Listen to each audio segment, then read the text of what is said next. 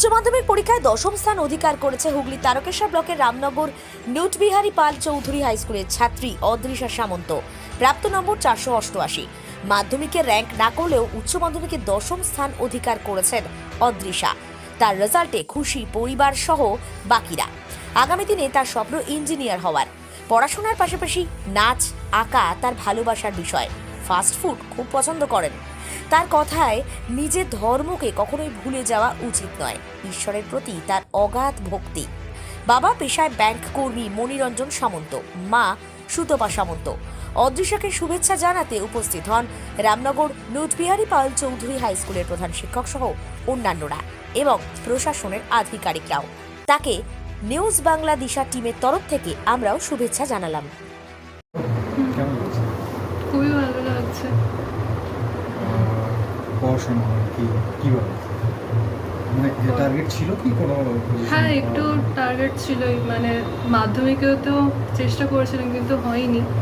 আর ওর জন্য এইবারটা একটু চেষ্টা করেছিলাম। আর তারপরে টিচাররা খুব সাহায্য করেছে, স্কুলের টিচাররা, প্রাইভেট টিউটাররা, ওদের জন্যই এই জায়গায় আছি।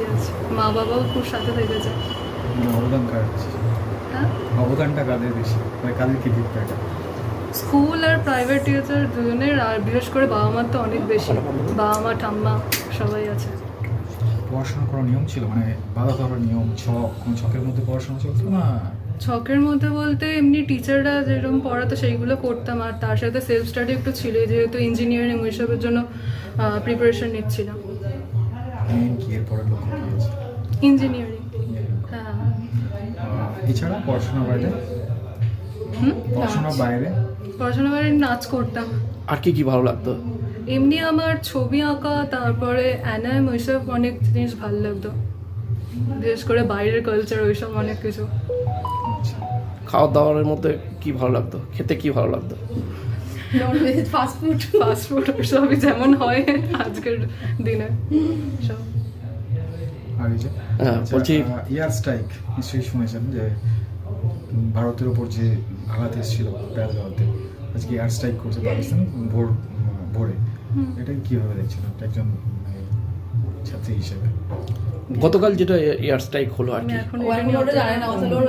এটা কাট পড়াশোনা করছে তো এখন খুবই গর্বিত। আশাও করেছিলাম, মেয়ে 490 আশা করেছিলাম, কিন্তু 2 নম্বরে কম হয়ে গেল। আশা তো ছিলই যে মেয়ে র্যাঙ্ক করবে, এই জন্য খুবই গর্বিত, খুব আনন্দিত হয়েছি। মানে একটু আশা হতো? হ্যাঁ, একটু আশা হতো না, আশা হতো নয়, মানে 1 থেকে 10-এর মধ্যে আছে তো খুবই খুবই গর্বিত হয়েছি। এটা প্রত্যাশা ছিল? হ্যাঁ, মানে 1 থেকে 10-এর মধ্যে হবে এটা আশা ছিল। আচ্ছা, মেয়ে পড়াশোনা কি সবসময় পড়াশোনার মধ্যেই ডুবে থাকতে ভালোবাসতো না অন্য কিছু আরো? না, ওই তো বাবার সাথে মায়ের সাথেও গল্প করতো, মাঝে মাঝে যখন বোর হতো তখন। আর টিউশন থেকে এসে পড়াশোনা করতো, তারপরে ফ্রি টাইম হলে তখন মা বাবার সাথে, ঠাম্মার সাথে কথা বলতো। বাবা কি করেন? বাবা ব্যাংকে সার্ভিস করে, ইন্ডিয়ান নেভিতে করতো, এখন ব্যাংকে সার্ভিস করে। আপনি হাউস ওয়াইফ? আমি হাউস ওয়াইফ। মেয়ের সব থেকে বেশি সময় কে দিত, বাবা না মা? মাই দিত। বাবা সেক্ষেত্রে তো পড়াশোনার বাইরে মেয়েকে আর কোথায় মানে ইয়ে করেছে না, আগ্রহ প্রকাশ করেছে? বা মেয়ে ওই নাচের প্রতি একটু ইন্টারেস্ট, ছবি আঁকা, তারপরে ওই মেয়ে হাতের কাজগুলো করতে খুবই ভালোবাসে। হাতের কাজ বলুন, হ্যান্ডক্রাফট? হ্যাঁ হ্যাঁ হ্যাঁ হ্যাঁ। এছাড়া আর কিছু না। তো এরপরে মেয়েকে কি হিসাবে দেখতে চাইছেন, মানে একটা দ্বিতীয় লেভেল, মাধ্যমিক উচ্চ মাধ্যমিকের পড়ার একটা লেভেল? এবার ইঞ্জিনিয়ারিং নিয়ে পড়া, সিএসসি নিয়ে পড়ার ইচ্ছা ওর, দেখা যাক কি হয়, কতটা কি। ইঞ্জিনিয়ারিং ছাড়া আর কোনো ইচ্ছা আছে আপনার? ওর বাবার না, ওর বাবার অনেক ইচ্ছা, রিসার্চ করবে, আগে ইঞ্জিনিয়ারিং করবো, তারপরে রিসার্চ, ডিআরডিও, ওখানে গিয়ে কিছু। আপনাদের কোনো চাপ নেই তো? হ্যাঁ, আমরা কোনো চাপ দিই না।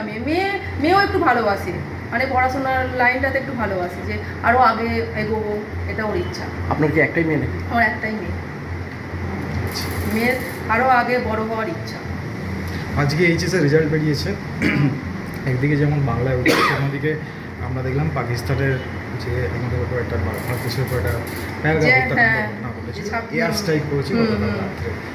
কীভাবে দেখছেন এটাকে? সেটা তো খুবই, মানে যে 26 জন মারা গেল, কত যে স্বামীহারা হলো, সেটার জন্য তো যে আমাদের দেশের সরকার যেটা করলো খুবই ভালো করেছে ওটা। তার জন্য আমাদের দেশের মানে প্রধানমন্ত্রীকে সাপোর্ট করছি। খুবই ভালো লাগলো সুতপা সামন্ত। আমার আরামবাগ মতিলাল টেলিশপ ও স্যামসাং সার্ভিস সেন্টার, অনলাইন বা যে কোনো দোকানের থেকে সস্তা, আপনাদের সকলের প্রিয় মতিলাল মোবাইল। তাই আজই আসুন। পুরানো মোবাইল সারানোর চেয়ে বেশি দামে এক্সচেঞ্জ, 0% ইন্টারেস্টে, 0 ডাউন পেমেন্ট, 0 কস্টে মোবাইল ফাইন্যান্সের সুবিধা। আমাদের ঠিকানা পুরাতন বাজার, আরামবাগ হেডপোস্ট অফিসের বিপরীতে, আরামবাগ হুগলি। আমাদের যোগাযোগ নাম্বার 7001304430।